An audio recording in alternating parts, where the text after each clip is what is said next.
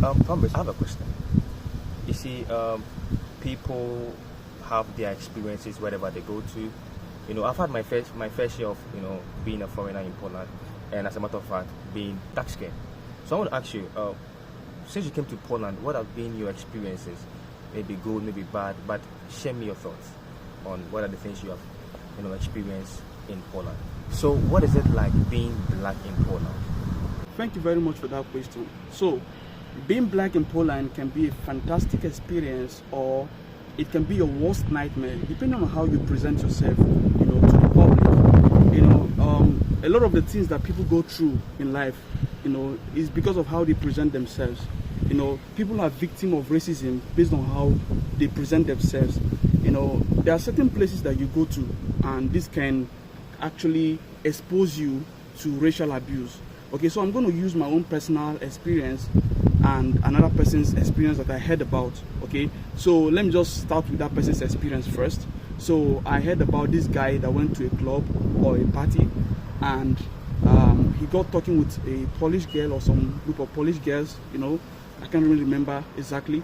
Then before you know it, I think somebody came and started questioning him why he was talking to the girl or something like that. But what happened was that he was beaten up, and these guys came in, you know, they came like not just one person, they beat him up. You know, he was really beaten based on what I heard. Okay, now if this person hadn't gone to that place, he wouldn't have been a victim of that racial assault. Do you understand what I'm saying? Now, okay, now let's look at my own case study. Okay, this time around, I didn't go to a party or a club. I was just on the street, walking on the street, heading over to a small market. And this man, maybe he should be around 45, 40 something or thereabout.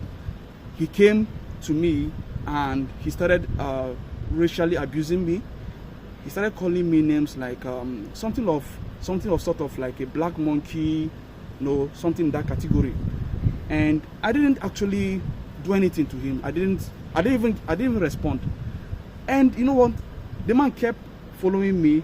In fact, even when I was trying to enter inside the market, he was trying to follow me there. That was when I now reacted, hey. Then, you know, the man became a bit of afraid, you know, that kind of a thing.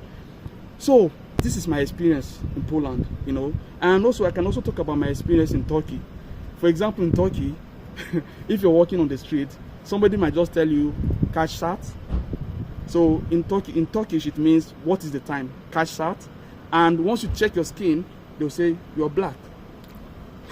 I'm telling you. So I didn't know that time until when I was working with a friend, a Kenyan, who speaks Turkish better than me, and he understands the system better than me at that time. Then we were working, and one guy was asking us kaç saat, and the guy immediately knew that this guy wants to racially abuse us, and he started warning the guy.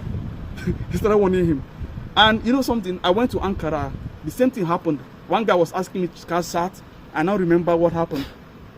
And if you don't know, you're a novice, and you just check your, like, first of all, we weren't wearing a watch, a wristwatch.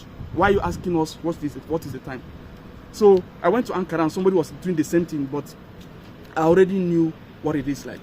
So, you know, the thing is that no matter where you go to, okay, regardless of where you go to, there's racism. In fact, I've even seen a black person that is racist. He told me that he is racist to white people. So I am not here to promote racism or to promote hate.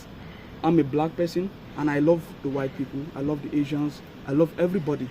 Okay, this channel is for love, is to promote love.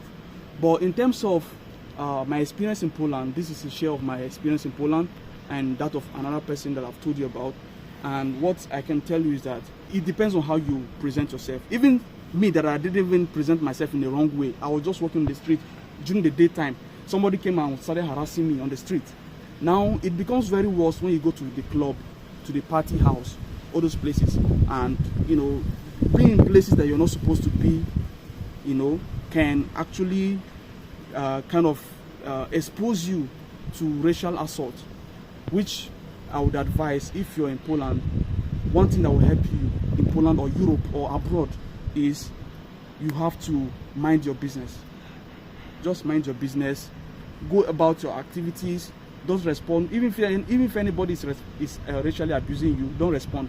I realized something. If if somebody is racially abusing you and you don't respond, it hurts them. That was what hurt that man when I refused to respond to him, and he was coming to me, you know. But if once you now respond back, you know you're in their country, they might bundle up to beat you up, or they might do something crazy to you, you know. Before I proceed, let me share something that happened to me when I went to talk in uni. So I was passing across this, I think it was high school or primary school, small kids. So when they saw me passing, they were very curious as to whether I painted myself black. They thought I'm white, but I painted myself black. They came and they were touching me. They were like, okay, maybe if they touch him, they would be able to scrape off the black paint. That was so funny. That was so hilarious, you know. So I'm telling you, like in Turkey, there was even a case whereby one guy, I think on the street, from what I heard, because I know the guy, but so one man, well-built Turkish man, was racially abusing him, something like that. Then I don't know what happened, Sha. I think the guy went to respond to the guy, replied him or something like that. And this guy, this particular African guy, is even slim. It's not even well built.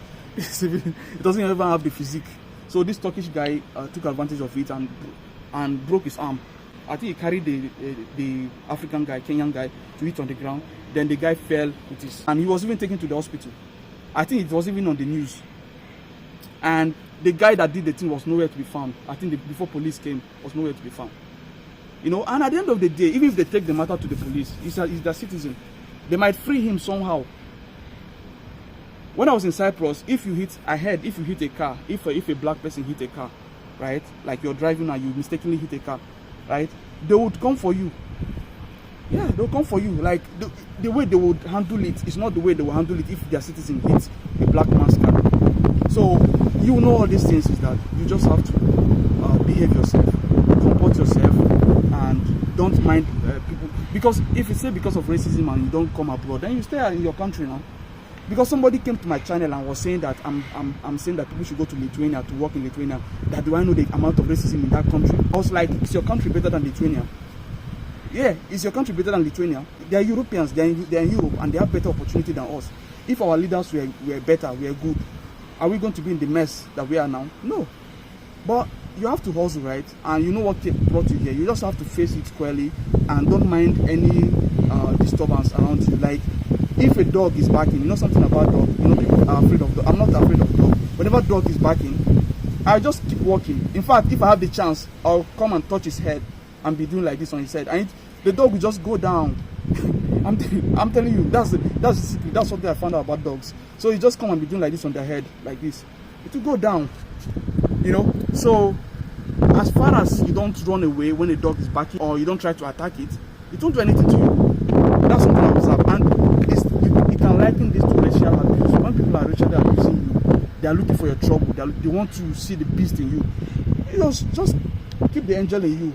You know, keep that dove nature in you going, and they'll be ashamed. They'll be hurt inside of them. You know, so this is one of the ways to overcome racism. When you come abroad, stick to what you want to do. And as I've said earlier, racial abuse is almost everywhere. There are black people that hate white. There are Asians that hate white. But I know that it's a lot here because of the skin color. They look at us as they are more superior than us. What I can say is that not everybody is a racist. I've met some white people who are good people and they are not racist. Okay, not all of them are racist. So, but I know that a lot of them are racist. So what you should do is, when you come here, comport yourself. If you come for studies, face your studies squarely. If you come for work, face your work squarely. And don't allow any of these things to disturb you, you know. So if you're on your own, you're always moving on your own, and nobody will come and harass you. Even if they harass you, you know that you're on your right, you know, and at least you know you're on your right, you know. So that's what I can say about racism. Yeah, thank you very much, Mr. Thomas, for that experience. It's quite some information, some advice for people who are studying or working abroad, and people who are wanting to travel abroad as well. You know, it's one kind of, you know, dilemma that people are going through abroad. But thank you. So if you are new here, kindly like, share, and subscribe to this channel for more content. Thank you. Thank you so much, bro. All right, guys, I have wonderful content on this channel. I've traveled to several countries around the world, and I have the necessary experience and intellectual competence to guide you to make an informed decision and to help you in your immigration journey or decision. So ensure that you stay glued to this channel by subscribing and clicking on the bell so that you'll be notified whenever I drop content. And also, if you want to have one-on-one consultation with me about your movement abroad or about anything, career advice, you'll see the link in the description below. Just click on it. Once you've clicked the link and do the needful, then please contact me. Just take a screenshot of it and contact me via any of my social media handle, whether Instagram or Facebook or email. Okay, but I prefer Instagram because I'll be able to get it faster. On email, it might go to the spam folder. Okay, so we can have a one-on-one consultation and I can guide you about your immigration. Okay.